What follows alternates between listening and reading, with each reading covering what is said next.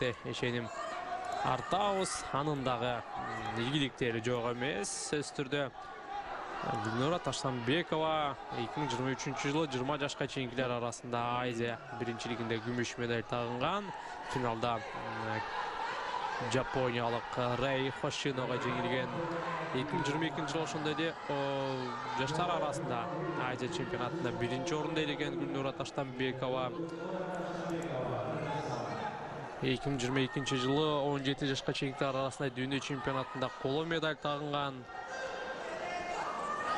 Жалпысынан Гүлнура Таштанбекованын ийгиликтери чындап жакшы. 19 гана жашта, сөз түрдө келечек алдыда.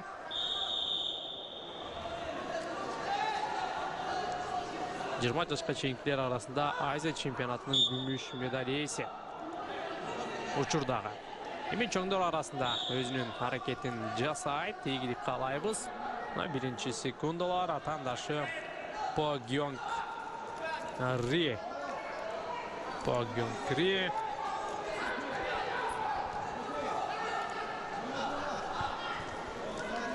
Кореялык балбан айымдар дагы өтө физикалык жактан күчтүү келерин билебиз.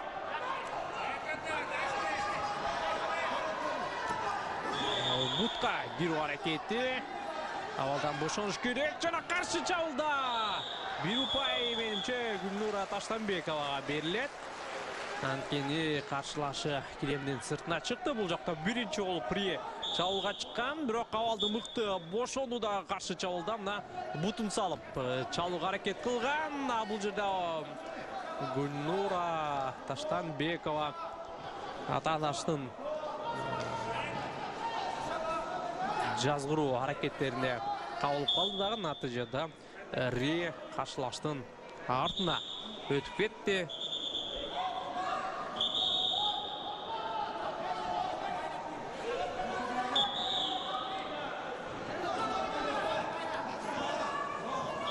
Эки бир Ри алдыга чыгып алды жана ойлош керек экен да. Байкасаңыздар өтө ыкчам.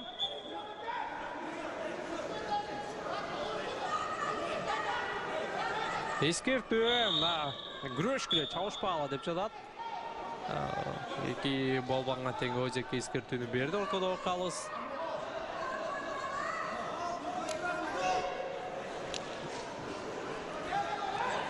Ойлош керек, мына өтө ыкчам жана алдаганды жакшы билет экен. Бутка кирейин деп.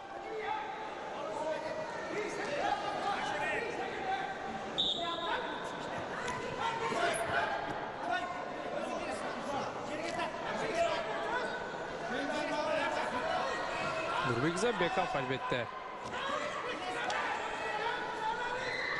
болушунча өзүнүн шакиртине кеңешин айтып жардам көрсөтүүдө. Күрөшпөш керек эми жалпысынан түндүк кореялык спортчу анчейин күчтүү эмес. Албетте алдыда эми бул салмак категорияда Нонока Одзаки бар, урматтуу көрөрмандар. Эгерде финалга чейин жетип барса да ошол Нонока Одзаки менен күрөшүп калышы мүмкүн. Буга чейин 62 килограммда натаандаш болгон билебиз Айсулу Тыныбековага. Бул ирет 68де күч ташат. 65 килограмм салмак чембирдикте дүйнөнүн чемпиону болгон.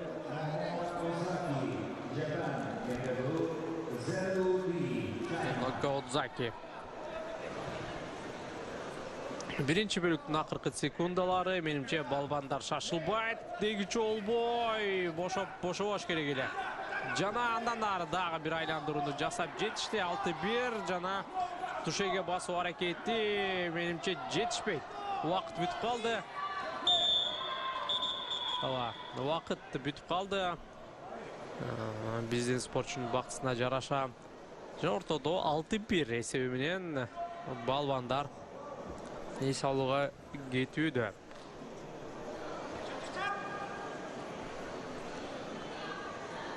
Тилекке каршы Нурбек агайдын эмне деп сүйлөп жаткандыгы угулбады. Биринчи бөлүктүн урунтуучуларын көрөлүм. Мына бутка кирүү аракетин өтө мыкты өздөштүргөн. Бутқа кирип андан соң бир айландырууну жасады. Жана ушул эле учурда мына атаандашын тушеге басууга дагы өтө жакындап барган. Болгону убакыт.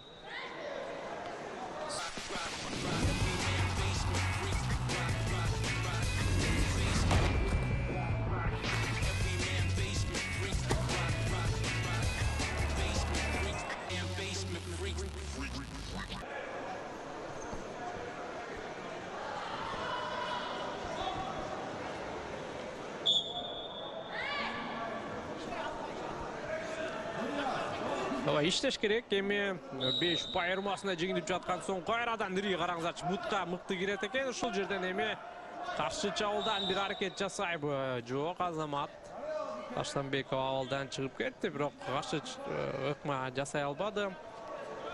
Бирок эң негизгиси атаандашына дагы чабуулга чыгууга мүмкүнчүлүк бербеди. Бул дагы жакшы жыйынтык десек болот, жакшы көрүнүш.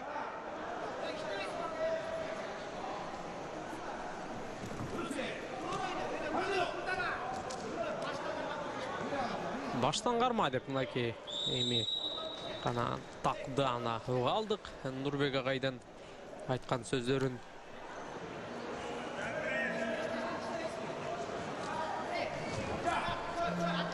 чыгыш керек эми, ушул жерде мүмкүнчүлүк бар. Азамат 4 ұпай менимче жана тушеге басуу мүмкүнчүлүк бар. Абалдан пайдаланыш керек. Гүлнура Таштанбекова туше мынаса, урматтуу көрөрмандар, Гүлнура Таштанбекова 1-6 эсебинде жеңилип жатып, атаандашын мыкты кармады.